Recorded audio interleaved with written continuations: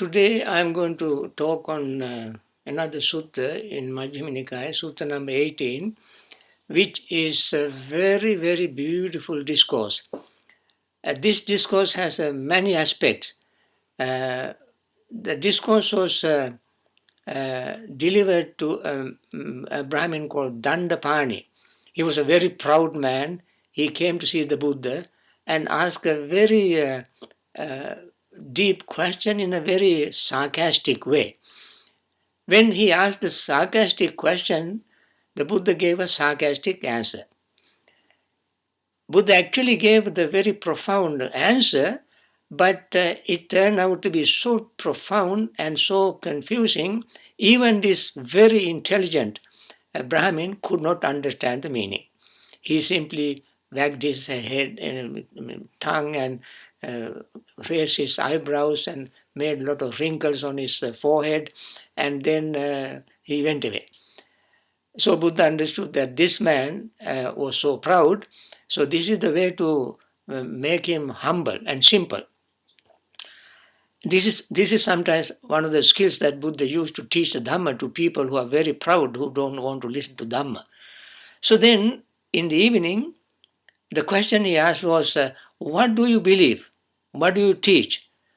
Then Buddha said, I teach. The whole thing is very long. I want to give you a summary of it.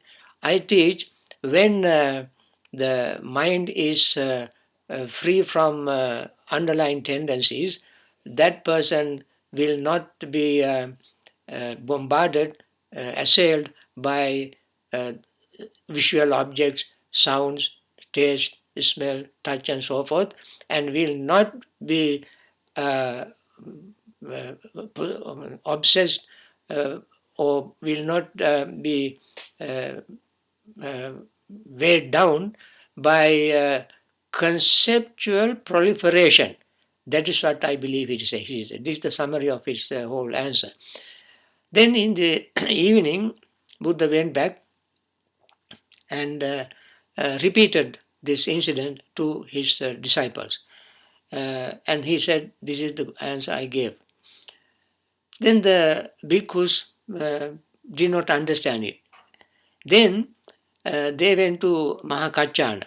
Mahakaccana is a very famous monk who has been declared by the Buddha as one of the monks who could explain a brief discourse given by the Buddha, he could explain in detail.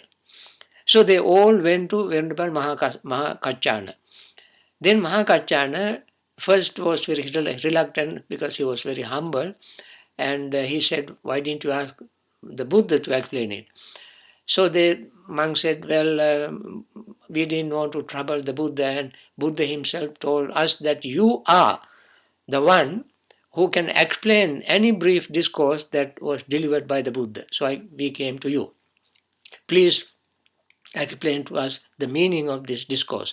So he began to explain it in his own way, which was not actually his own way, it was exactly in accordance with the Dhamma. So Buddha had very deep confidence in Mahakaccana because of his way of explaining Dhamma without deviating from the mainstream of the Buddha's teaching. He always maintained the Buddha's theme. He said, bhikkhus, or venerable friends, what Buddha meant is that the very long, very beautiful Pali passage he repeated, I try not to repeat Pali words. He says, when someone sees an object with eyes, the consciousness arises, and then depending on eye, visual objects, consciousness, contact arises, and then depending on these four, feeling arises. Then depending on the feeling, perception arises, and depending on this, the person begin to feel and begin to think of various things that he has seen in the past, and we'll see and see now, and we'll see in the future. And depending on this process of visual objects, seeing them, and contact, feeling, and thought, he build up conceptual proliferation. This is a very heavy word. What is conceptual proliferation? The Pali word is papancha. Many scholars, writers, teachers have given many interpretation, meaning to this word, the papancha. There's a book written by Venerable Jnanananda in Sri Lanka. Its title is Concept and Reality. He has devoted his entire book on explaining this simple word, this profound word. So what it means, when I put it in a very simple language, I put it this way. Any thought that delays your attainment of enlightenment. Papancha, you are going in one direction, so many things are coming in your way. It is just like little child. Your mother is having a headache, so mother send the child to a nearest drugstore to bring maybe little headache pill. This child, when he goes, he sees a butterfly. He sits down and tries to watch the butterfly. And then he goes some distance, then he sees a little kitten. He picked up the kitten and hug him and kiss him and play with the kitten and then put him down. Then he goes little distance and he sees a puppy. He picks up the puppy and play with the puppy. Then he goes some distance and then finds some children playing. He also joins them and plays. So by the time he goes to the drugstore, it would be several hours. Mother wanted to get the drug very quickly, but this little child, not knowing the importance of this message, he just takes his own sweet time and delays his getting medicine for the mother. When he comes home, mother is having terrible headache and she is crying and so forth. But this little child, he is so ignorant, he does not know.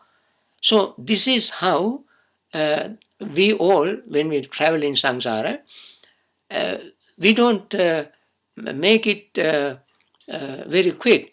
And this is why the Buddha used very beautiful term. The term he used is Dhamma Sangvega. Sangvega, vega means speed. Sangvega means additional speed. You go with additional speed to liberate yourself. Sangvega means seeing the suffering, you accelerate your practice to attain liberation. And whatever comes in your way to prevent it, delay it, is called papancha. This is how I understand, I explain it. It has a very deep meaning.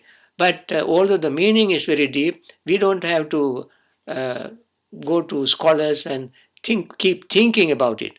But we try to put it into practice as very real practical people.